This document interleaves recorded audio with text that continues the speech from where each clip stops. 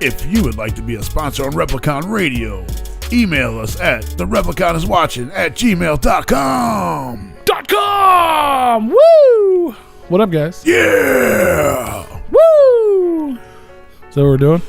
I mean, that worked. Fun. It worked. It got me more hyped than I was 1 second earlier. Dead Body Man, what do you got? You got any noises over there? Hi.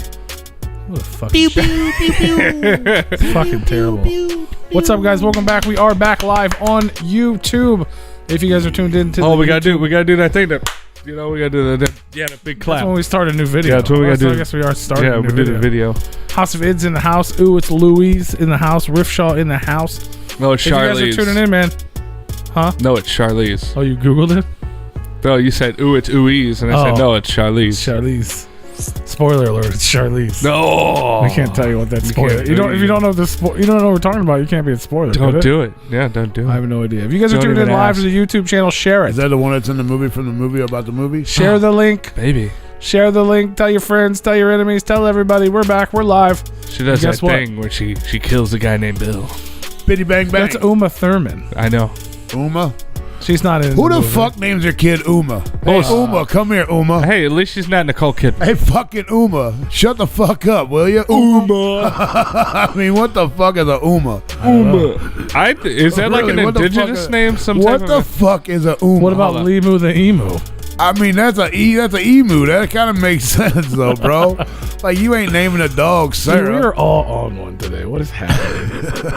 Are you Googling what Uma Thurman's parents' name is or something? Who the fuck is a Uma? What is a Uma? I mean, that would be It's an Indian name. Is it Uma the Puma? It's an Indian name. I think she's a female woman. Like, she's not like a cougar. It's the name of a Hindu goddess. Uma Puma? That's the name of a Hindu goddess. It's an Indian name. Uma. Yeah. She's a Hindu goddess. Uma. Who the fuck names her child Kenny? What does that mean? I mean, it don't That's mean just nothing. a character from South Park that gets murdered. Fucking Ken. Well, no, I was born before that. Why don't you go You cuss don't out? know that? Why don't you go cuss out another manager at Kenny an could ice have been cream store? alive before he was on TV. No, Kenny's a fucking retard. Why don't you go cuss out another can't kid at the disagree with ice cream that. store? Ken.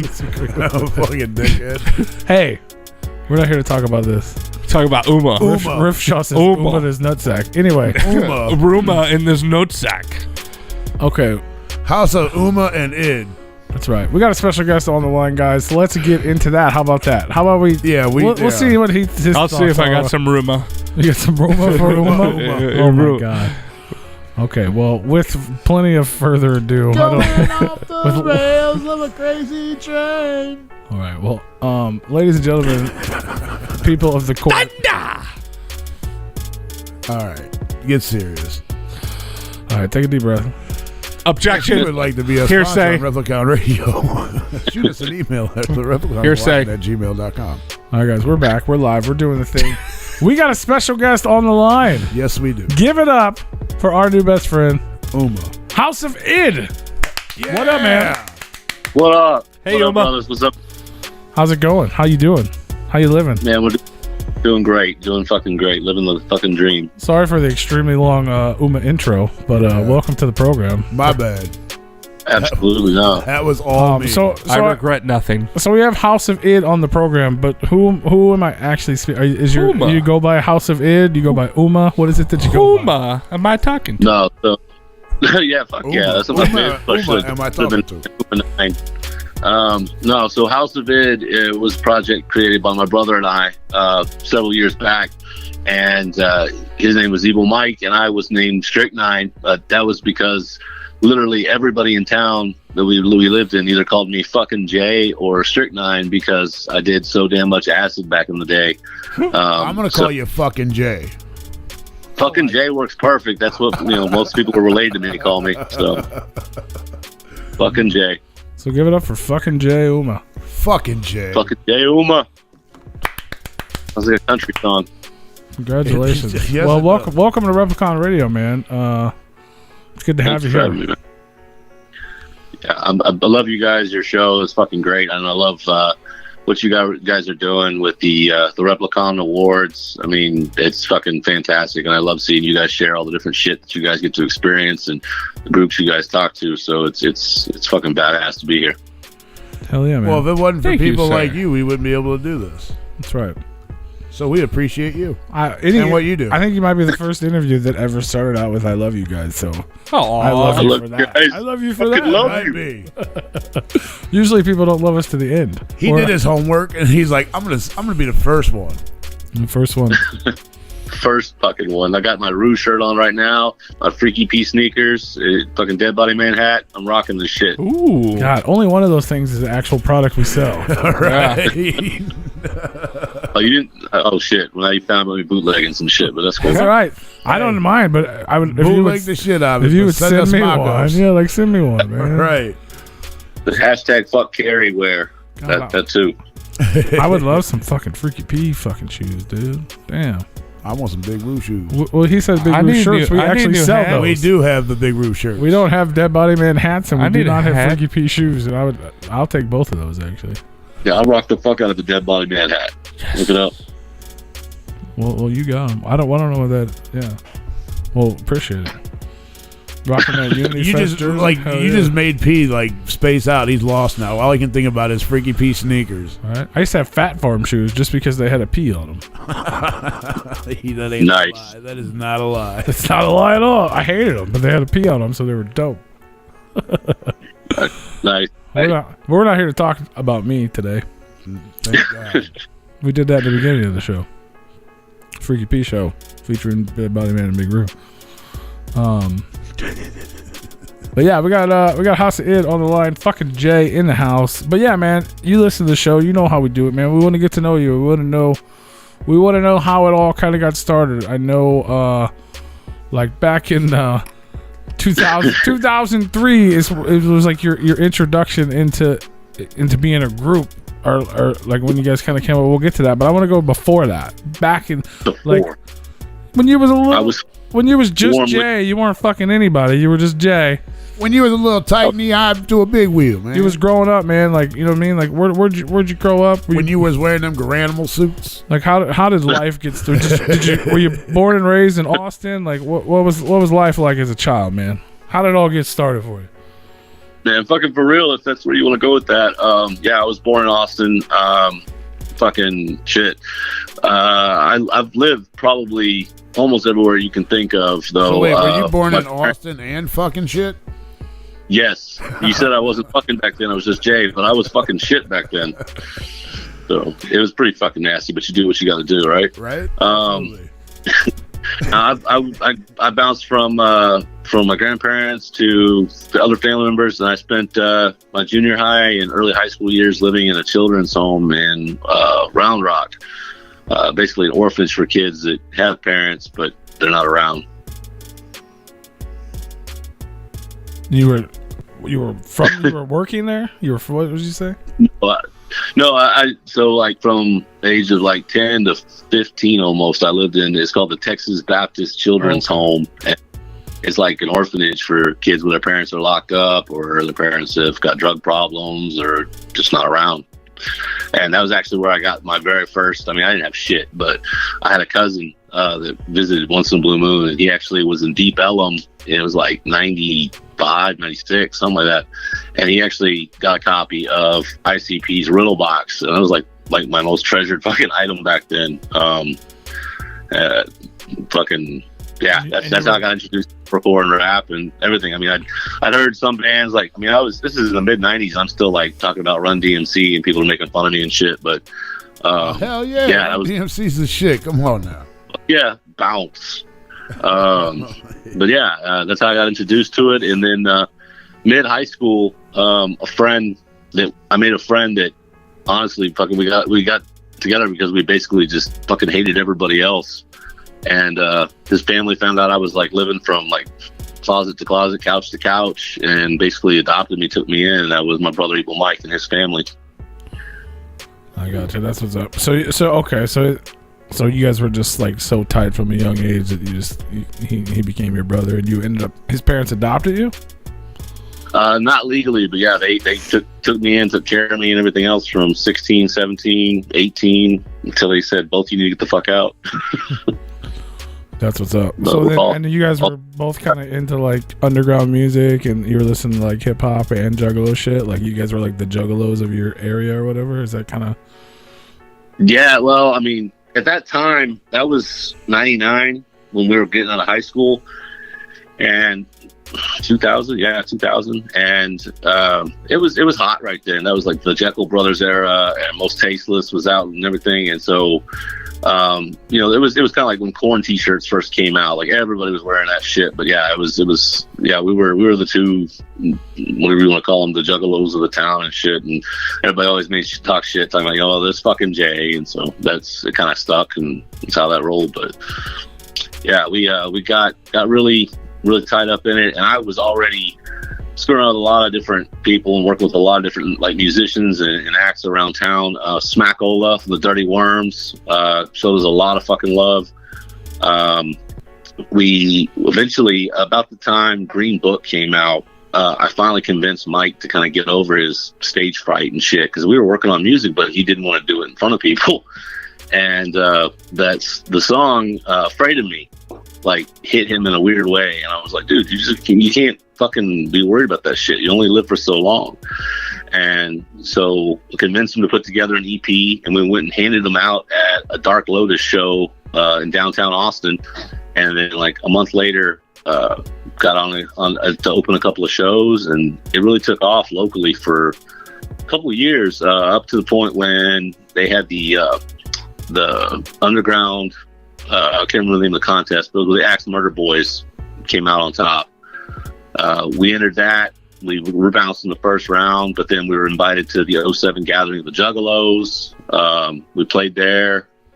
We did a lot of what we wanted to do, and then, you know, kids come along and trying to stay sober, and so we kind of mellowed out. We did a show here or there for friends. We wrote stuff for people, but in the last couple of years, we really started talking about making this thing happen, and so we decided we were going to start finishing the tracks that we'd released, you know, or made over the last like 8 years. And October 25th was going to be the release date of our first unreleased track, Psychedelic. And on October 23rd, Mike suddenly died from COVID. Wow. So it was really fucking bittersweet when that track hit and got out there and was getting listened to. And I had a lot of soul searching to kind of do, because I had all this material, I had all these tracks, and I was like, well, do I keep pushing this thing? Do I keep making this thing happen? Is it even worth it? What should I do? And I had bought for Mike, he was really fucking hung up on Unlikely Prescription. Like, he was in love with that fucking album. And I had bought for his Christmas present, I had bought him this, I don't know what it was called, but like you send a message to a celebrity or whoever, and they'd make you a video message back. Cameo? Yeah. And so instead of, I was like, well, it's just sitting there. So I was like, I sent a picture of Mike to Twisted, because that's who I bought it for. And just wanted to say, like, man, y'all made a big difference in a lot of people's lives, and you may not realize with all the shit you do and you entertain, but this is what this was, and this is what it meant to him. So I just want to say thank you. And man, they like came back at me, especially Paul, like gave me some really hardcore, like deep emotional shit, and really pushed me to make some decisions to keep moving the music along. And since then, everybody I've come in contact with in the underground scene, people I've known in the past, like Intrinsic and Smackola and all these other people, have just been shown nothing but love and constantly pushing and helping and setting stuff up to make things happen. So it's just been an amazing experience. And so on his birthday, on April 4th, I released the LP of all of our unreleased stuff, and even the stuff that was finished post Mike. And I'm a big fucking nerd, and so in the Harry Potter stories, there's that guy, the He Who Shall Not Have a Nose. He fucking breaks himself up into all these pieces, and they're called Horcruxes. Mm-hmm. And so I titled it Horcruxes and Hang-Ups, because it was a way for me to break through my hang-ups, losing my brother and getting through this, and then turning everybody basically who listens to this shit into a Horcrux, because now he lives on in every song that somebody streams, plays, downloads, plays back for somebody. And so it was, in a lot of ways, it was me trying to decide whether to just stop, or in the very least to keep a piece of him around and say goodbye. God, that's so dope. Like I didn't even know what that title meant. I didn't make, you know what I mean? Like just reading it, I'm like, what is that? And now listening to the story, I'm like, that's fucking so cool. As nerdy as it may be, you Harry Potter dork, but that's super cool because it's like, yeah, there's like a piece of him in everyone who's listening to it now. That's so fucking deep. That's awesome. And yeah, sorry for the loss of him. That's of Mike. That's super sad. Yeah, I figured, you know, I'd come on and just like blow the show up and just make it like super fucking fun and happy. So hell yeah. So we put a damper on that one. It's all good. Well, we got strike one. Hey, we can go back to talking about abortions and buttholes. So yep, abortion. Hey, we can turn this shit around. Well, I mean, you know what? That is a good segue because before you were called House of Id, you actually went by a different name and you were in a group called Stillborn. Was that kind of like the beginning roots, but you guys were like a metal band back then? Yeah, actually, for a I'd say a couple years, so but not long. We formed a metal, industrial metal rap rock group called Stillborn, and we played one show and literally got into a full-on WWE style brawl with each other on stage, and were kicked out of the club. And our bass player, Lord Abaddon, is probably the only one that we're really still in touch with a whole lot. No, that's not true. Our drummer and I still talk, but he like went off and started doing like the whole underground wrestling circuit, and he'd been trained by Shawn Michaels, and it was crazy. It was a different thing. But they definitely didn't like the rapping, and the crowd didn't like the rap stuff. And then we would play like, you know, for some of our friends who were into like underground rap, and they're like, man, fuck all that growling shit. What the fuck is that? Right.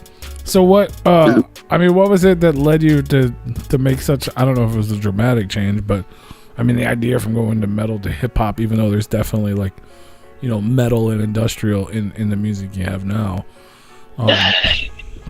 Was there like a reason behind that besides the all out brawl on stage at the first show?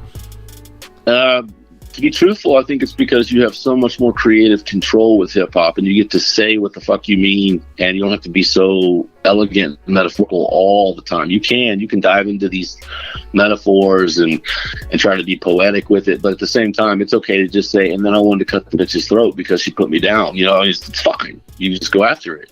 And there's some acts out there that I'm absolutely hung up on, like Scarecrow Hill, that are just doing the shit perfect. But, you know, you've got to have all the right people and right pieces to do that kind of a thing. For sure. And it was just the two of us. So, you know, we could sit down and Mike could record a hard riff, and then we could loop it, and then we could put down a beat, and we could just go on top of that and share our mind and tell our story. And so that was kind of a no-brainer for us.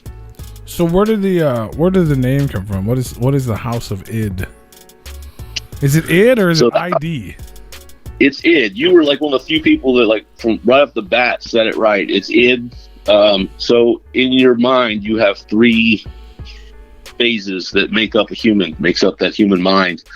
All creatures, as far as we know, with mammalian instincts, have id. Id is that animalistic instinct to fuck, fight, and survive. Then you have your ego, which is that basic level of identity, that's who you are, but the super ego exists beyond that, and that's that part of us that makes up the identity in our formal fashion that separates, you know, people amongst the same tribe or same pack. You actually have a very singular identity that you want to protect your own identity. You are an individual. So those three phases, and at that time, you know, you start looking around, everybody's so big on trying to blend in and trying to like match and follow these fads and become something else. And so when we were trying to think about it at the time, we were really bumping the shit out of House of Crazies, and you know, just the old school rap element of everybody has a name like Ice or part of the house. So we liked that as sort of a stereotypical. And then it was like, but what are we talking about? What are we about? And we were like, man, we're just about the raw shit. We just want to be about the fucking down to earth fucking who we are, what you feel, the urges that you feel going after. That was what we were trying to chase in the very beginning. And I was really hung up on psychological shit, and I was doing a lot of hallucinogens. And so id just jumped right out there and made sense. So we became the House of Id. That's dope. All this shit's so deep. That's what the hallucinogens give me, I guess. Hallucinogens and Harry Potter should be the name of the record. So then you guys actually put out an EP, right, in 2005, House of Id, but the name of the EP was called Stillboard, which was the name of the previous band, correct? Actually, it's fucked up, man. They're out there. It was actually a 23-track LP. It was long as shit, and it was very poorly produced, as most of our stuff was, and a lot of the samples I've had to pull up. I mean, we were recording off of DAT recorders and speakers we had put together. I mean, some of the speakers we had for our monitors came out of my car. We had a computer, keyboard, a bass guitar, and a 4-track. And so we put all this stuff together. We recorded it, got it set up. The most money we spent on that album was getting the CDs printed. And it's so crazy because like every once in a while, like I'll be like looking on eBay or something, and it'll be like for sale from some random ass store in like New Jersey or Michigan. And it's like rare collectible, underground collectible. Like, what the fuck? What makes that rare? I got like a box of them under my bed. But yeah, we released that, and I mean, not to say that we took it personally, we definitely didn't. But when we didn't make the underground, the Tunnel Runners Underground contest, Underground Psychos, yeah. And it was cool though. We got invited right after to play at the Gathering, and there were some really cool cats there, and we met some people. And this one dude came up on us, and he worked for Psychopathic, and he was like, "Oh yeah, I got to hear y'all stuff and saw that." And he's like, "Yeah," he goes, "It's too bad, but I don't know why you fucking diss Violent J." And I was like, "What are you talking about?" And he said, "Well, the first song on your 3-track demo entry, you said, would I be Joe, Joey, or fucking Jay?" And I was like, "What?" He goes, "Yeah." I was like, "You're throwing a diss at Violent J." And I was like, No. My name's fucking Joseph. People have called me Joe and Joey, and most recently and most likely fucking Jay. It's like, oh, well, that sucks. Oh, that sucks. Well, damn. And that was out at that was Nelson Ledges, right? What's that? Was that the Nelson Ledges, out at Nelson Ledges Gathering in Ohio? No, this is the very first one in Cave and Rock. Oh, okay. 07, is that what he said? Yeah. I don't know what was what. I just remember Underground Psychos, and then the winner was announced at Nelson Ledges. Yeah. No, we didn't. Yeah, so the winner was announced then. They had like we're full old coin. and we were there. I was there. Were you there that year? Yeah, I don't remember. Everyone in Cave. I'm talking about Nelson Ledges. I know I went to one of them. Yeah. Well, you were there that when we had the coins. And the Axe Murder Boys won. Ooh, the clout coins? Those were the first clout coins, but you had to give them away. Yeah, you had the coins. They had the big buckets. We had to put them in the buckets. Video come from. Oh yeah, you're. I don't know if it was that year, but it was that place. No, that was the one we did not attend. So the other probably was some butthurt there. But no, right after that, the next year was 07. It was the first one in Cave and Rock, and that's the one we got to play at, and that was fucking amazing. It was a fucking amazing fucking time in our lives. Fuck yeah, man, that's dope. I probably listened to your music then because I listened to everybody that was on the Underground Psychos contest, which is crazy. That was fucking a long ass time ago. Yeah. So you guys did that. You played the Gathering, and then you had babies and quit music for 15 years. So yeah, babies came. I mean, literally at the exact same time. My brother and I, both of our chicks, found out we were going to be dads, and but we didn't really stop right away. We still did a lot. Central Texas, certain people like again, Smackola, the Dirty Worms brought us up on several shows, and that was fucking fantastic. And still props to that dude. And then there's the different bands, and then we also did a lot of producing. And then we would make, every so often we'd get together, we'd make a new track, and we'd just release it like to friends and family, and it just kept getting more and more. Like after Mike got divorced a couple of years ago, it was like, we got to finish this shit. We got so much else to say. And, back then there was a lot of stuff fueled by drugs and stupid shit. And now it's like, you still got you're still the same person, but you've got a whole new viewpoint on things. And so we're like, okay, let's start working on it. So we made Psychedelic, we made Fuck It All, we made Mother of All Martyrs, and we were like, man, let's just keep going. And that's when we finally said, let's try to get this shit out there and live and streaming. And that's when we got the first track finally mastered the way we wanted. It was Psychedelic. And like I said, man, he got COVID and was fine. And then like literally, man, I got to go to the hospital. I can't breathe, and was gone. That's crazy, man. I'm so sad. Yeah, it's fucking wild. This shit's, it's so fucked up. It's crazy. I mean, I've had COVID twice now, and both times just like it's like a bad flu maybe, and some, you know, you never know. So who knows? Yeah. But so the idea, like before his passing, you guys weren't necessarily making new music. You were just taking what you had done in the past and getting it right and getting it ready for release. Is kind of what was going on. Some of it. So there were certain tracks that were that way, but yeah, the most recently recorded tracks, probably would have been, I would say Mother of All Martyrs was probably the most recent. We recorded that only about a year before. And we were in the process of making, probably about 9 other tracks that I actually had Mike on. And then we had laid down the music for probably another 13 or 14.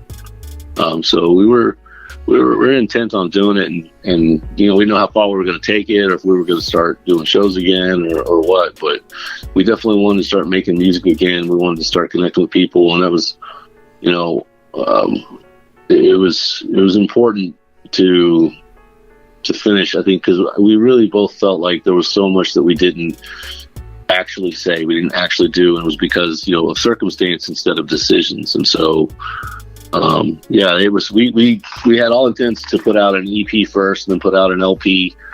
Mike was really into electronic stuff. I mean, like very much so into electronic. And so that's kind of what I did with the last EP that I didn't really put any fanfare on or anything, but it was called Remix and Regret. And I stole the old Marilyn Manson Remix and Repent style front. And I put the tracks on there that were the way I believe, the way I felt like if Mike was there with me, the way he would have led those tracks if he'd wanted to make a more electronically led type of album. And so that's, or EP. So that's what I did with that. And now I'm at that point where I've decided I do want to keep going forward, and I want to keep working. And I've had some really amazing opportunities with some of these folks that have helped me out, that have asked me to produce for them and make music. And I wouldn't name dropping is fucking stupid until the time's the time, but there's just some folks who really put in a lot of work out there that have asked me, and I'm more than honored to have an opportunity to work with those folks. And then I'm going to put out my own EP by the end of the year under the name Saint Nine. Saint Nine? Saint Nine. Strict Nine didn't fit anymore. I should have just called you guys. You could have told me to just throw it out there under fucking J. That makes perfect sense. But Right. I had to think of a new moniker and a new style, a new something, because it is going to be it's going to be different. It's going to be just me, and without Mike's influence and without that direction, it's going to be some crazy shit. I've got a lot of work already put into it, and so I had to sit around and think about what I'd call it, what I'd do with it, and partly because, you know, the me that I am today, the masks that I wear versus the ones I wore back when we did House of Id, the first round. You know, I was the reason they liked the name Strict Nine was because I did so many drugs so frequently, so heavily that, you know, everybody just assumed that I was going to die. Like, there's no way you should still be walking around. Fuck. I mean, everybody at Mike's funeral was like, man, we always expect to see you here before anybody else. And that's not who I am. Everything's a part of who you are. It's all, you know, in the components that build us and help us formulate the us that lives within. And I had to think hard about that. And part of it was, I've kind of walked away from some of those facets, but at the same time, I've grown a lot colder and a lot harder in a lot of other ways as well. And so I kind of thought back to when I was a kid. My grandmother on my dad's side was full on German, and she used to call me all kinds of crazy shit. And I just remember Omo would say things about not being a saint. And so kept the 9 from Strict 9 and just changed it to Saint 9. And it has a lot of influence over what I'm going to be doing with my music and with the direction of it. Going from acid trip to sainthood. That's wild. So 9 in German, of course, is no. So no, I got you. So is it but you before you were like 9, like the number 9, and now it's 9 like no, but not the number. I'm still gonna use the number. Fuck it. Okay. Hey, I mean, as long as you just keep it confusing, that'll I think that'll work. As many rumors as people can create, it's just like, what they say, you're not doing anything if people don't hate you, or you're not doing anything in this game if people aren't thinking about what the fuck was he talking about. What the fuck are you talking about? But that's awesome, man. Oh yeah, I was definitely going to ask you like what's next, or if you're going to continue on. But the so even after his Mike's unexpected passing, you put together a whole project, which I don't know if you guys were necessarily planning on doing. Obviously none of that was completed. So you got like collaborations. You ended up linking up with Lex the Hexmaster, Jonathan Hellhouse, even Intrinsic. Yep. How did all that come about? What was the process behind building Horcruxes? So I was working on. I had probably 5, 6, 7 tracks basically completed. I had pulled a lot of the stuff forward and remastered it. I laid some of my own stuff back down, over the ones that I could. Redone some of the music for certain things, but I was on Instagram just fucking around, and I saw Intrinsic, and I was just like, hey man, I just want to say I really enjoyed your most recent release, that Lasers. He's got a song there called I believe it's called The Lie, or No, Lied To, and it was a great track. I just want to say, man, I don't know if you actually read this shit, but I just want to say it's a fucking badass track, and I fucking really like it. And he wrote me back, and we started talking. I was like, dude, you don't realize this maybe, but our very first show fucking ever doing horrorcore was opening for you guys, you and McNasty, at a club downtown in Houston. And I even still had the flyer and shit, so I sent it to him, and we just went back and forth. And then he was like, man, let's work on some shit. And so he worked with me on 2 different tracks, and one of them he liked so much, he was like, man, I want to put this on a project I've got going forward. It's a mixtape called Underground Hustler 75. It's going to be hosted by Jamie Madrox, and fucking HOF The Fame, Chaotic Neutral. There's a whole bunch of cats on this project, and it's fucking cool as hell. So that kind of got that ball rolling. And then because of that, he mentioned, if you're looking for somebody else to work with you, I was like, well, I got one or 2 other tracks that I can't finish on my own, or I don't want to, because it's kind of convoluted, because I've already written this song and I really don't want to take it in a different direction, and I just kind of want somebody else with the fresh on it. And he was like, well, if you don't want to just do them with me, I would recommend you talk to Lex. And he said that he's actually doing collabs and things with certain people right now, so reach out to him. And Lex just fucking blew the fuck up on that track. Boom Click Click is probably our most heavily streamed track by far. Constantly getting comments from folks, people asking us about it, and he fucking destroyed it on that track, lit it up. So yeah, we've just been constantly, I don't know if you want to use the term blessed, lucky, whatever, but it's just been fucking phenomenal to work with folks throughout the industry, and have people reaching back out after the fact and just giving us love and help push us forward. I mean, there's a few of them in the chat right now that just, working their asses off the same way, and they constantly share our shit, we share theirs. And that's kind of my mentality, is now that we finally have the tools, with the internet, with Twitter and everything else, is like, if I'm going to stand on a soapbox instead of telling you like what the fuck I ate for lunch today, I'd rather tell you what I was bumping while I was driving, and promote other acts, and just try to help propel people forward. If I've got your attention even for a few minutes, that's what I'm going to do with it. I'm going to try to push what I enjoy, what I have love for, and man, that's just been reciprocated over and over and over again. Hell yeah, man! Did I tell you about the sandwich I had on Saturday? It was fucking phenomenal. I saw the pictures, man. That's fucking crazy. But no, that's the shit, man. Shout out to fucking Lex the Hexmaster all day. Yep, that's the dude for sure. So yeah, so that and you released that album digitally on Mike's birthday, correct? That's correct. Yeah, Mike would have been 40 years old April 4th. Well, happy birthday. And the album is available right now for everybody to go listen to. It's called Horcruxes and Hangups. We talked about it on the De La Dano, so you guys should already know about it. But it's out there, man. Go listen to it. Go bump it. So since then, like you mentioned, so Saint 9, has he been working on some music? Has he got some things in the works? Yeah, absolutely. I've already got a lot of tracks kind of worked out. I've been just throwing out samples of what I'm working on a different page. And I think a big part of that is that people have asked me, like, well, man, you should start throwing merch out there. You should have shirts, jerseys, blah, blah, blah, blah, blah, blah, but fuck. But I'm like, I don't think I wouldn't feel right making any kind of money off of Mike's image. It just doesn't flow right with me. So that was kind of the other part of that. Was not that I would ever separate it completely from House of Id, because that's where it came from, but just doing it under a different direction, different guys. And so I've got stuff there, and I've had a lot of love, people coming back at me, people asking to work with me.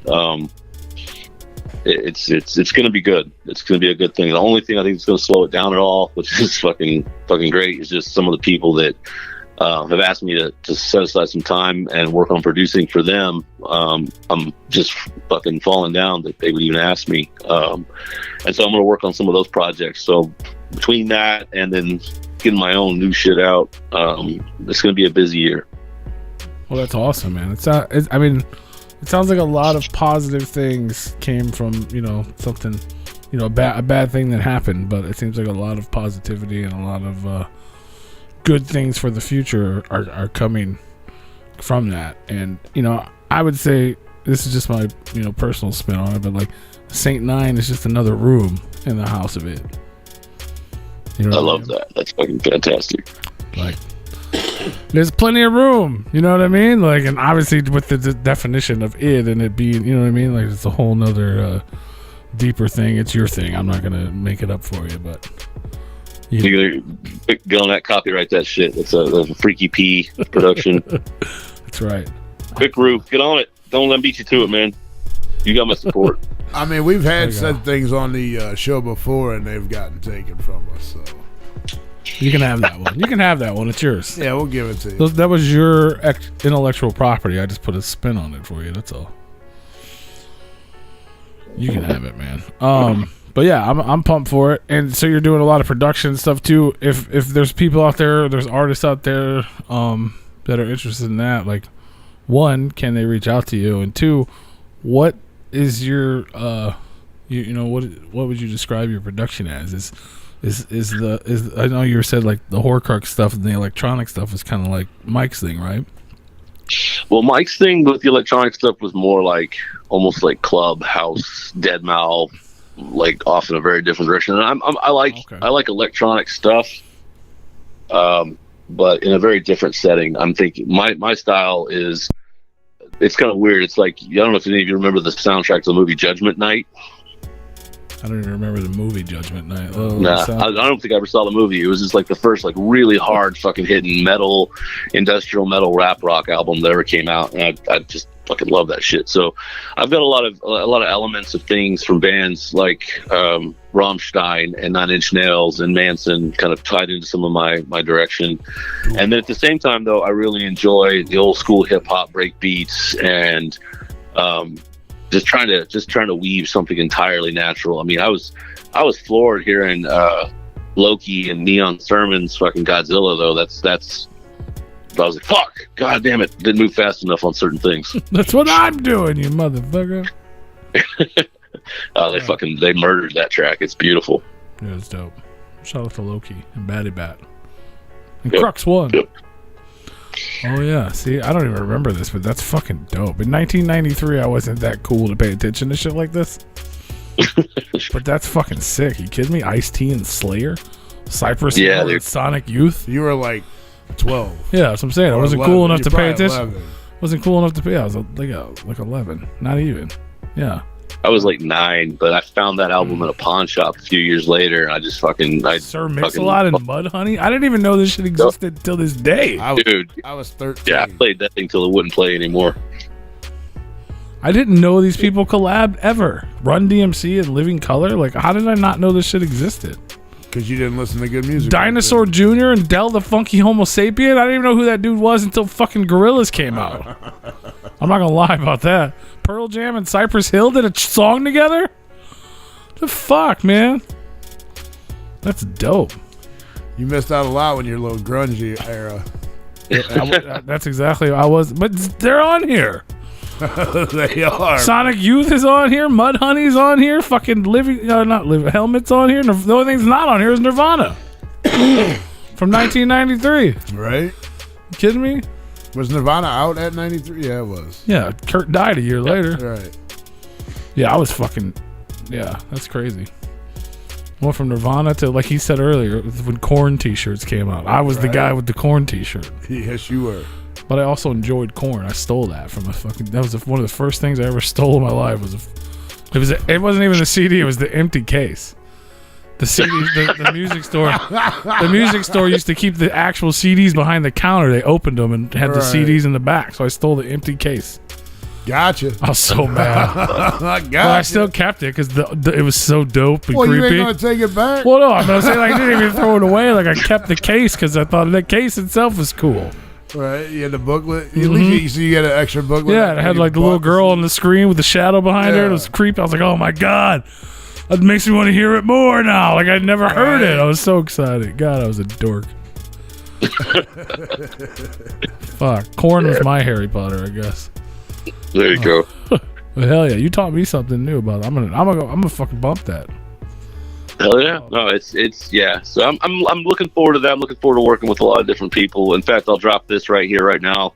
I've got a track that I'm working on called Mind Switch, but that's just a working title. But it's actually probably going to be about a 13-minute long, if not longer than that, cipher. And I'm going to be trying to work with different artists. And the premise of the song is going to be from one killer, one mentality, one mind frame, and you have dissociative identity disorder. And when the beat drops, the track is going to switch to whoever the next person in line on the cipher is going to be.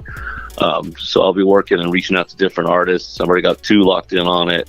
So it's probably going to be something like, I would say 20 different artists on one track. Dang. Just going through this almost movie-like phase of being whoever, whatever kind of character, persona, whatever the fuck they are. And then blacken the fuck out and they wake up and then the next one and then the next one and then the next one. That's a pretty dope concept. Right? That is dope. Yeah. Fuck yeah, man. Okay, it sounds like a whole damn EP all on its own shit. Yeah, it'll be all by itself. I don't know what the hell we'll call it for the release, who released it or what, but yeah, we'll once it's done, it's ready, it's out there, it'll be all by its lonesome. I won't try to take some sort of like Starlight credit bullshit or anything for it. It's just it was an idea that we'd had for a long time, and I think with the love and the people that I've seen in the underground scene right now, and just some of the folks that I've worked with and getting the chance to work with, I think it'll be fucking just absolutely on fire. So that'll be something I'm working on this year as well. Hashtag Underground Unity all motherfucking day. Sir. That's the shit right there. Woo woo. Whoop whoop.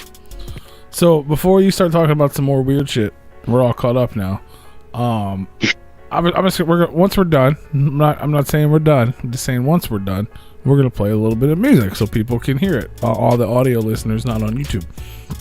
And I'm just gonna go over. It's a short little playlist, and if you have any, tidbits or stories or behind the scenes or this track is about this or that or anything like that you want to add to it, just now's your chance. So obviously track 1 we have Boom Click Click, which you mentioned earlier, featuring Lex the Hexmaster. Yep, Boom Click Click was one of the first attempts that we were making at taking the music in a very industrial kind of almost. I didn't want to go as far as dubstep or anything with it, but I wanted it to be just really hard, really mechanical, and really grinding. And the whole premise of it, though, so we skipped over different chunks of my life there, but at one point I was in the Navy, and I still keep up with a lot of those folks, and I know a lot of people that deal with not only PTSD, but just what they go through in the military. And so the premise of the track was going to be, the first person was going to be a full-blown, just excited as fuck to be a killer, ready to go, whether he was joining the Marine Corps, he was a mercenary for fucking hire, whatever it was. And then my track was somebody that was more seasoned and was trying to feel comfortable with being in that role. And then Mike's verse on the very end was somebody more along the lines of PTSD that was phasing in and out of trying to be in life and still being stuck back in that other life. At least that was the premise of the track. And when I threw that at Lex, to be perfectly honest, Lex was working on a different track for me that actually ended up working with Jonathan Hellhouse. And I reached out to Lex and I was like, hey man, I just fucking thought about this. There's this other track that we were working on just that a little while ago. And literally I was listening to Bomb on him and I was like, dude, I can hear you doing this track. And so I played it for him. I sent him over a copy of it. And he was like, this is my shit. I'll do this. And yeah, like fucking, I don't know, 24 hours later, he's like, what do you think? And I was like, holy fuck, he tore this fucker apart. And so that's where Boom Click Click came from. That's what Lex be doing, man. He's fucking on it.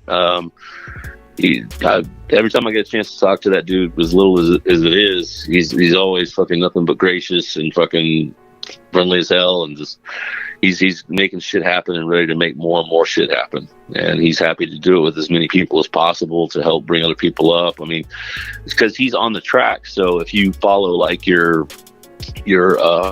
Spotify artist page, if you're attached to the track because you're featured on it, you see those songs under your performance as well. And so like he just hit me up the other day and he was like, man, I just want to say, so fucking happy for y'all that this track's blowing up for you. It's just like out of the blue. Dude's just fucking one of the coolest motherfuckers out there. Absolutely. Shout out again to Lex the Hexmaster. Second up, we got Everybody Dies, the Death Step Juggalo remix. So Everybody Dies, that was also one of the later tracks that we put together. And I did release the original track by itself as a single, but I really always felt like that track had this edge. So the single will be released on Underground Hustler 75 officially, in not only stream, but it'll be a physical copy. It'll be also on vinyl.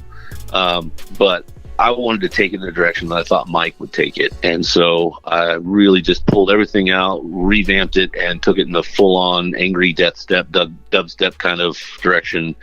And it fucking worked. It worked really fucking well. I love the hell out of it. It made me actually go back and start listening to dubstep again, because I was like, what the fuck, man? I never liked this shit before, but now I guess that I've done it, I like it. So. Fuck yeah. What else? What do we got next? Home is where your it is, or home is where your idea is. Either way, both those things are true. Oh, home is where your it is the outro for the album. And I hired a really, really cool ninja to do a fucking Vincent Price voiceover for it, for also the intro. And it was, if you listen to it, it breaks down the stuff that we talked about earlier about where the whole name Horcruxes and Hangups came from, and then it fades into the first track that you hear playing is actually a piece of that cipher. That is the core of the cipher track that I'm going to be working on. So you'll hear that and kind of get a glimpse into what's coming next, and then there's a weird sort of a transition from some shit that I kind of pulled together from somewhere else that I won't mention, but and then it immediately goes into the very last. Mike was really also into, oddly enough, Michael was really into blues and acoustic guitar, folk type sounding rock shit, but it was like, I don't even know how to explain it, but he wrote this really like epic last song that he wrote on the guitar that was like something you'd see in a freaking epic movie or a video game from like Link to the Past or some shit. And it's just such a beautiful fucking track and a beautiful guitar track that I went ahead and I closed the album with that, because I wanted to look at it like he was going off on a whole new journey that he's taken by himself, and not leaving it with just, nothing but hate and anger and depression. I wanted to also focus on the fact that I'm not telling anybody anything, and I don't necessarily know what the fuck I believe either, but I have a feeling that he's somewhere else. He's doing something else. He's doing something bigger. And that's the way I want to picture him, is just taking off on this next epic journey for him. So that last piece that's him playing guitar on the very last track he performed. That's awesome. Then we have Without My Pain. Without My Pain is actually probably one of our oldest tracks. We wrote it specifically for the Underground Psychos contest. And it is the track that starts out with "Would I Be Joe, Joey, or fucking Jay?" And it's absolutely just a track pretense about. We always talked about, we are who we are because of the shit we fucking go through. You got where you got because of the scars you wear. They made you stronger. They made you the person you are. And if you hadn't had them, if you hadn't had the life that you lived, that you survived, who the fuck would you be? Would you be anybody you'd even want to talk to or have anything to do with? And it's probably one of my favorite choruses. We did redo quite a bit of it not that long ago, but the core of the song, the lyrics of the song are almost all exactly the same as they were when it was first submitted to Underground Psychos. That's dope. See, I knew that before you even told the story, which is why I added it to the playlist. Nice. And then we have the Angel of Death Saint 9 remix with Jonathan Hillhouse. Yeah, that I still have that one in my back pocket. So Jonathan Hillhouse actually wrote a chorus, an actual hook for the song Angel of Death. We never actually finished and made a hook, and so we put if you find the song on Spotify, the full Angel of Death 07, the original or the remaster, the chorus is just me going off like some deranged fucking preacher and preaching at you.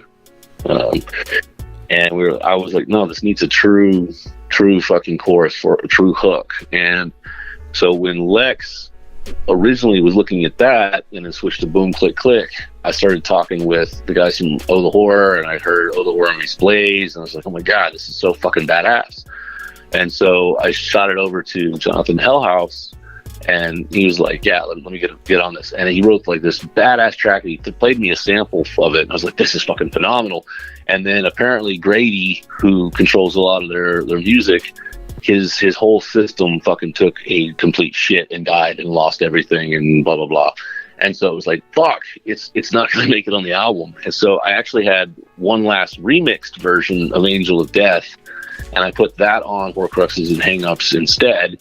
And then a week or two after I'd released the album, Hillhouse said, man, I'm so sorry, but here you go, here's the track. And I was like, man, I still want to use this original cut, but I was like, I have a different project I'm starting, which was the remix and Regret. And it kind of fit the motif of it, or whatever you want to call it, because I really regretted the fact that I couldn't make that the first song on the Horcruxes and Hangups album. And so I did a full remix of it and brought him on, his track in there and on that with it, and created that first play that led into the remix album, or EP. Hell yeah. Shout out to Oh the Horror, man.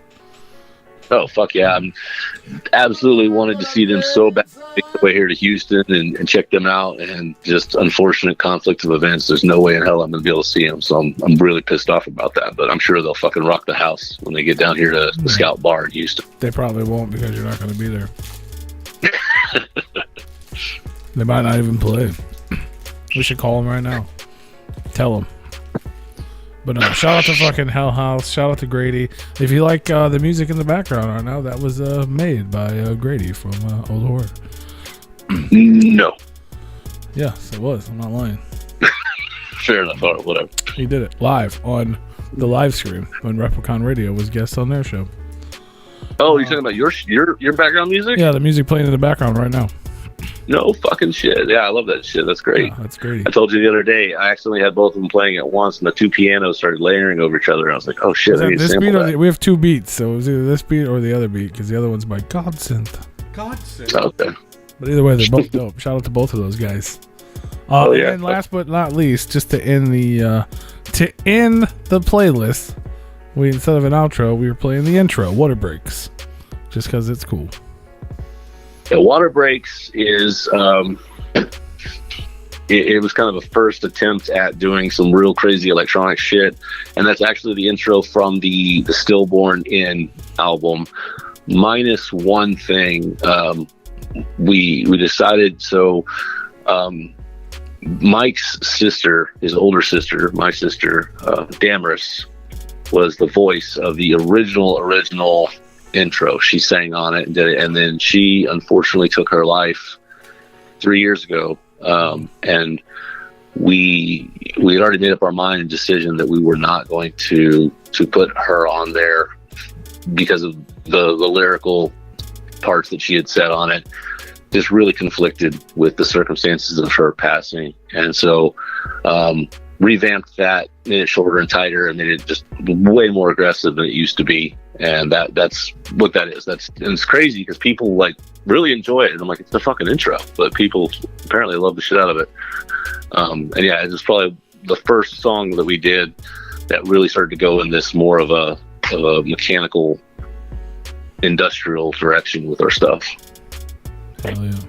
Well, that's dope, man.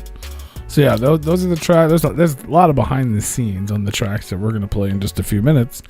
But that doesn't mean we're done yet. If anybody tuned in live has any questions, put them in the chat room now. The homie Riffshaw of RXC would like to know, what color is your poop? What color is my poop?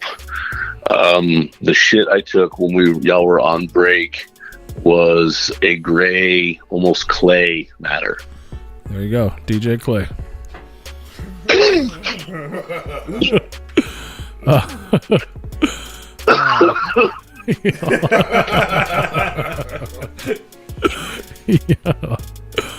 He also asked if you still have any other songs with Mike that have not been released.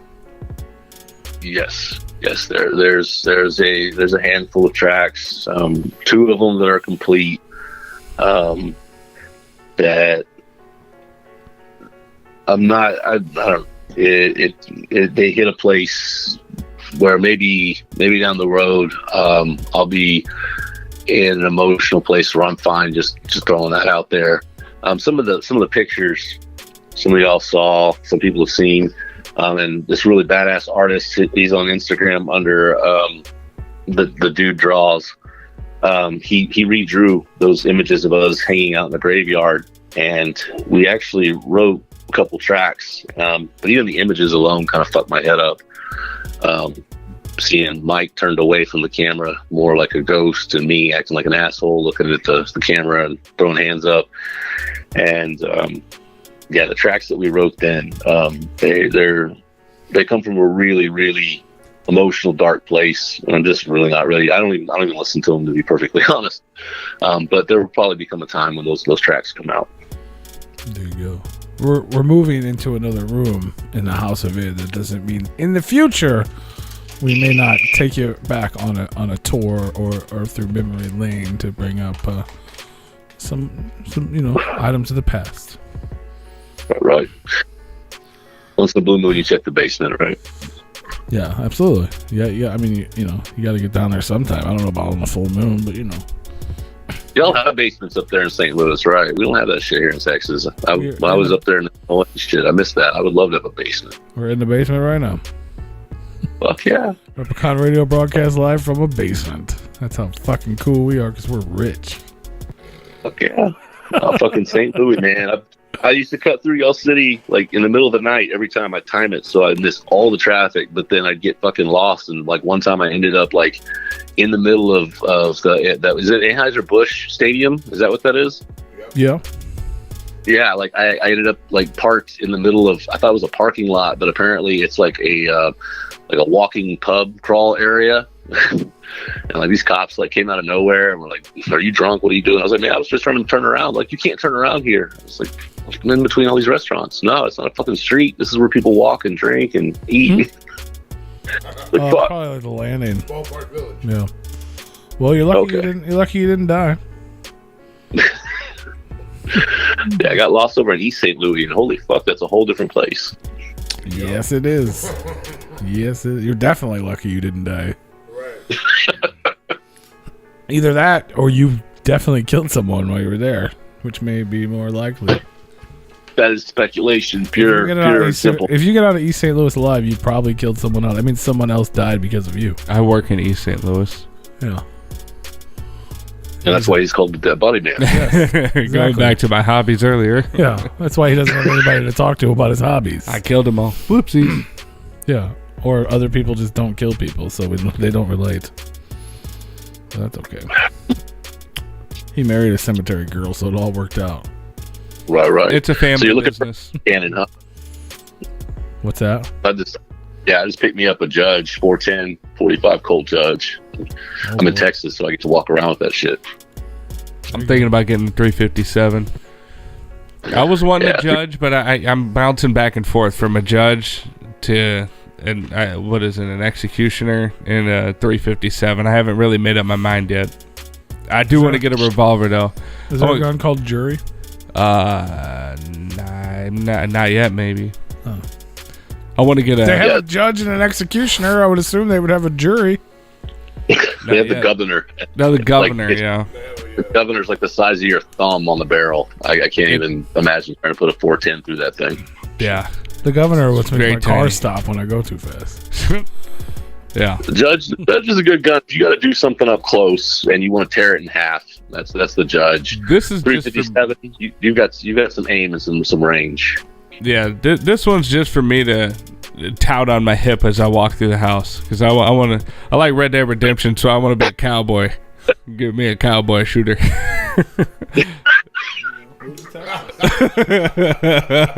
I'm gonna get a fucking gun belt and have that bitch on my hip as I walk through the goddamn house. I already told the missus, I was like, I'm gonna be a cowboy shooting, a rootin' tootin' cowboy shooting. People do that shit at Walmart, fam. I see them. Yeah, no, I hide my shit at Walmart. I don't want somebody walking up to me and just taking it from behind me. Don't you hate it when people walk up and take it from behind? Yeah, I try to say no, but Especially it's like they at don't know what Walmart. that means. Yeah. You know. No means maybe in Walmart, Yeah. especially inside of a Walmart. Yeah, but I want some type of revolver hand cannon that I can pull out like Rick Grimes and be like, hands to the sky, Move to Texas, man. Tell Joe Rogan I said what up. Joe Rogan. What the fuck is that guy doing nowadays? The Joe Rogan Show. I believe so. In Texas. Printing money in Austin, Texas. Yeah. Yeah. Opening his own comedy amphitheater. You live in Austin, Texas today. You got to make some fucking money. Like, the house I grew up in was like $30,000 when I was in high school, and today it's like $350,000. Like, you can't fucking live in Austin. It's crazy. It's not the same town anymore. It's not a music town. It's a fucking tech town. Joe Rogan town. Little LA.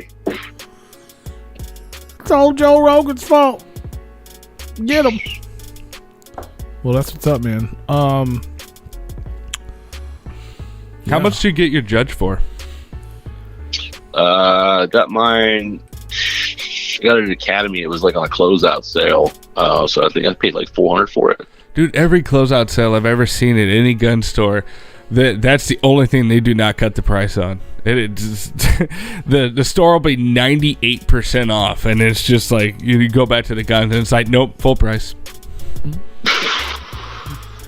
Yeah, if everybody's just positive they're gonna fucking criminalize or make everything illegal tomorrow. I don't know.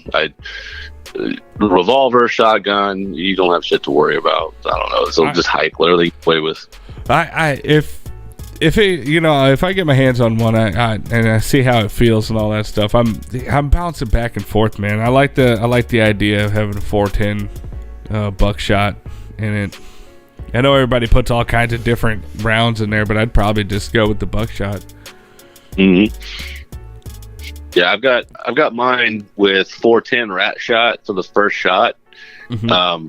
With the logic that if somebody was in the house, that it's not going to go through the wall and hit somebody I don't want it to hit. But then the next two are buckshot, and then the next two are 45 Cowboy Colt. Yeah, nice.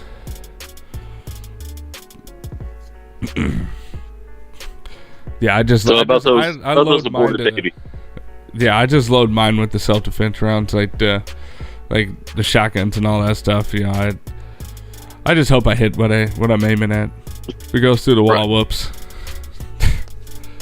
Sorry, honey, you're dead. Sorry. Fuck. Killed the rabbit. Damn it, I killed a rabbit. Son of a bitch. That'd be me shooting through the floor. So I definitely don't want to do that.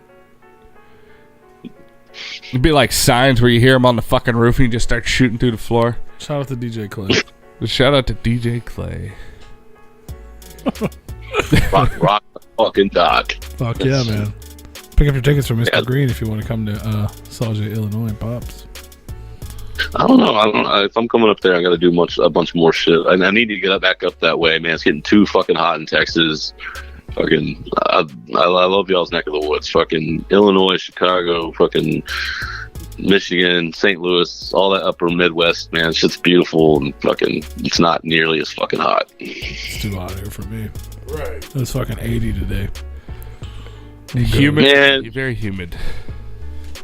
Yeah, 80s with my air conditioner on. It was 97 with a heat index of 104. Last week it was 30 degrees here. Yep, that's true. That's our. Yeah, our a couple days ago. Yeah, a couple days ago it was fucking almost snowing. Now it's 80. And the day before that it was 75. Beautiful. And next week's going to be in the 50s. Hey! With a tornado. Right. There you go. So you get a break like that where you're like, shit, I can throw the jacket back on. And I'm like, here it's like, oh, good. I won't fucking die when I get in my car. Yeah, we wear winter coats and shorts. It sounds good in theory. It's like, okay, cool. You get a cool day and then you get a hot day. It's like, no. No, you get walk sick. out. You walk outside in the morning and it's 20 degrees, and then you're like, okay, well I'm gonna dress for 20 degrees, and then by about 10 or 11, it's about 70 degrees, and you're like, fuck, what do I do with all these layers at work? Take them off. Take them off, man. Nelly sings about it. It do be getting hot in here. Yeah. So It you gotta take do off be all doing your that. clothes. Or at least layer it. It wouldn't be nearly as funny if we just said take off some layers. Yeah. He just says take them all off. You know. Take off your jackets. He doesn't mean it. He just wants you to take off some layers. Take off your sweater. It's getting hot in He got tired of explaining himself, and he's like, you know what? Just fuck it. Just take off all of Take your all clothes. of the Just take fucking them clothes all off. off. That's right. House of Id's in the chat right now. Shout out to House of Id. Look at that cool icon. They have that cool. You have the cool icon because you're a member. See, you support us. Right. We support you. It's a beautiful thing. Gotta have love, man. Gotta have love for the folks putting in the fucking work. Hell yeah. Horcruxes and Hangups is available right now if you guys want to listen to it. I don't. If you got anything for us, we only got one thing left to ask. I do have one question. What did that cost you to get those books CGC graded? You asked me about that earlier. It's expensive, but it's not expensive. Like with CGC, if you're gonna grade a comic book, you have to have a membership. So like, you have to be prepared to like submit a lot, I guess. Not a whole lot, but like I had to buy a membership for $350 for the year. But then you get a $350 credit. So essentially, you get your money back. You have to use it to submit books.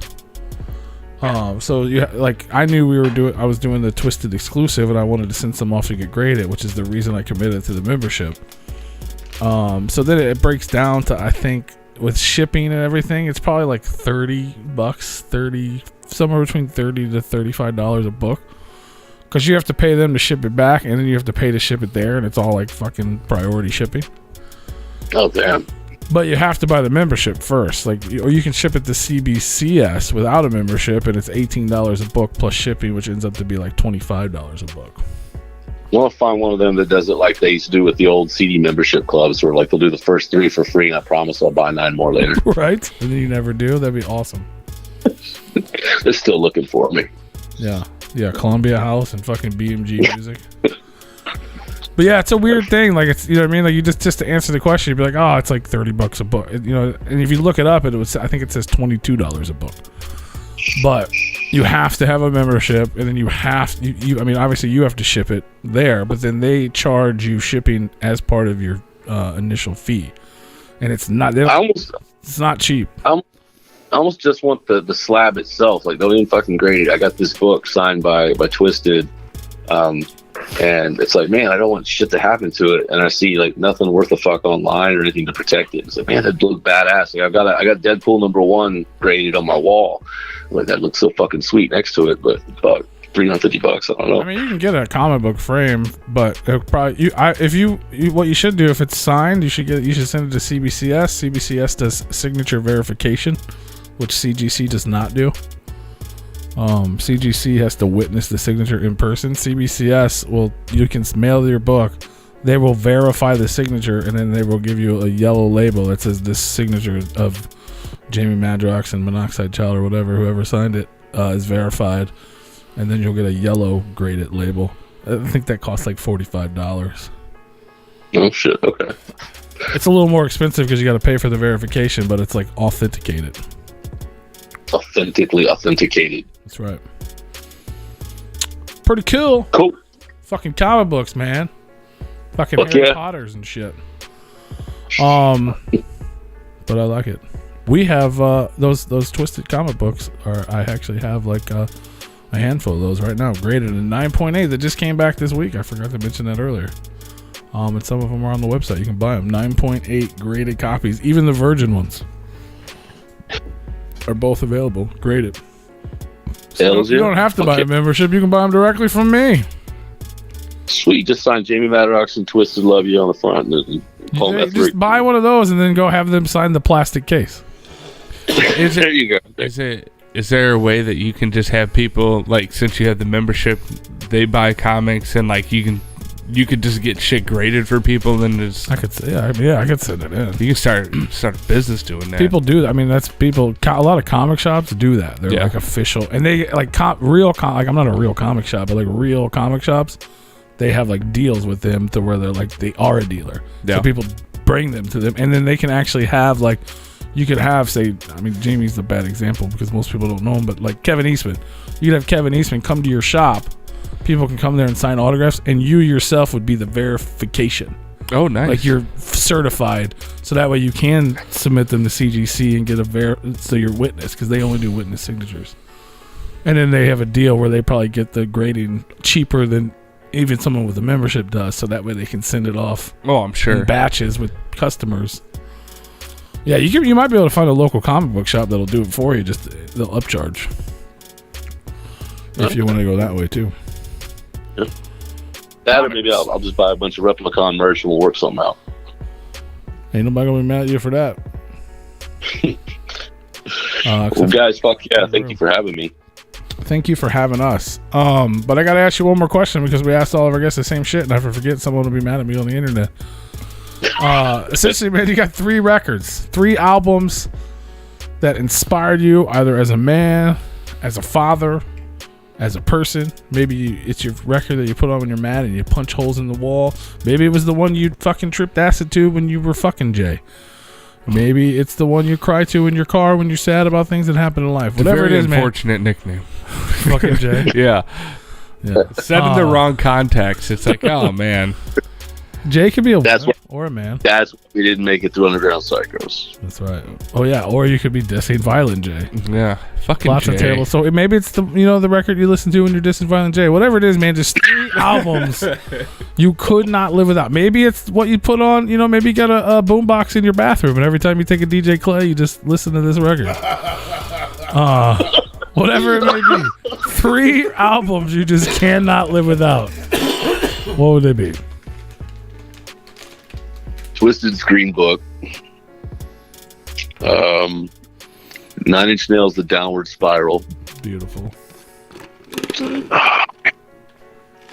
I'm like absolutely like fanboy over Scarecrow Hill right now, but I think at some point I'd probably want some variation from that. I would have to say, thinking on the terms of variation, Mikey Clark's Murder Mix Volume 2. Oh wow. That's a different one. That's dope. Shout out to Mikey Clark. Yeah. Fuck yeah.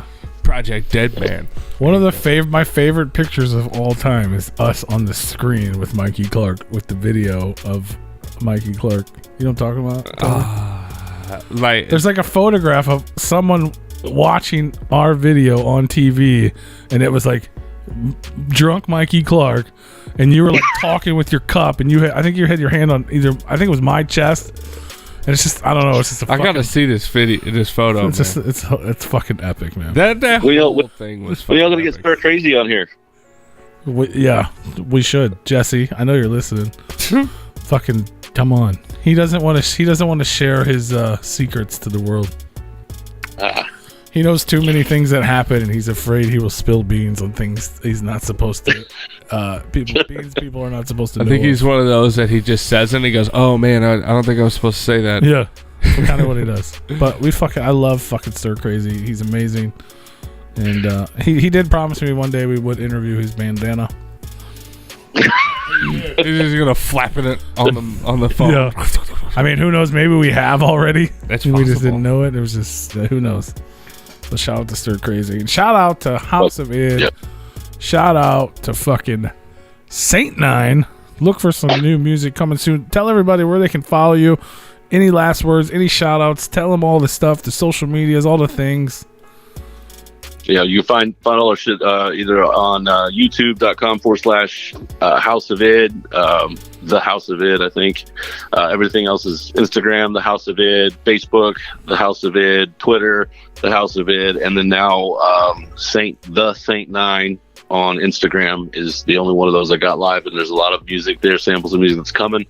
I just like to fucking take 2 seconds to shout out Lex the Hexmaster, Intrinsic, Stir Crazy, Jonathan Hellhouse, fuck Carrie, hashtag fuck Carrie, there we go. And just fucking much love to each and every one of you guys out there that jumped in earlier, listening now, listening later, and showed us so much love to this project, because it means more than you'll ever know. Well, maybe you do now that I've laid it all out there, but just mad love to everybody, and just keep it going. Hell yeah, man. I don't know who Carrie is or what he did, but whatever. Carry on my way. It's a couple dudes out of one of them lives in Southwest Detroit, Michigan, and the other one apparently is currently living in Florida. And they've got a group called RXC, Riff and Carry, and these two ninjas are fucking hilarious, and they're working their asses off to make music on the very, very low end of the underground, and it's good shit. I mean, they don't have anybody putting money behind them or anything like that, but it's enjoyable shit, and their fucking mantra is hashtag fuck Carry. And so I just wanted to throw that love out to them, because they've gone all over the place promoting and sharing and pushing our music, and so that's why I threw that out there. Well, then shout out to fuck Carrie then. I thought we were mad at somebody. Fuck Carrie. I was okay with it either way, but fuck them. I mean, wait. Don't fuck them. Wait, fuck whipstick? Fucking Jay. Fuck whipstick? Fucking Jay wants to fuck Carrie now. I don't even fuck know. The world. I don't even know what's happening right now. And I meant it. Is that what happened? But there you go, guys. House of Id. Go check out the music. We're going to play some music. You guys are going to enjoy it and listen to it and all that stuff. And we'll be back after the break to talk a little bit. And if you're just here for a short time, I want to remind you, next week on the show, we're going to be here because it's Monday. And we got not one, but two guests. Jay Bizarre and the homeboy, D Lyrical. Nice. You may know him from Insane Clown Posse's Intelligence and Violence from like 9,000 years ago. But they formed a new group together called With Friends. And we're going to talk all about it right here next week. I don't know. We'll find out next week. But there you go. If you guys are tuned in on the YouTube chat, we're going to head on over to repliconradio.com because we're going to play all those musics that we talked about. You better head on over. A lot of people call them songs. I just call them musics because sure did, I can do things like that. Call them records. It's records. Yeah, we're going to listen to these records. We're going to listen to these records and watch our programs. Go to repliconradio.com right now. Go right now. We'll be back on the YouTubes later. Right now, go. How about you yell away from the microphone? Replicon.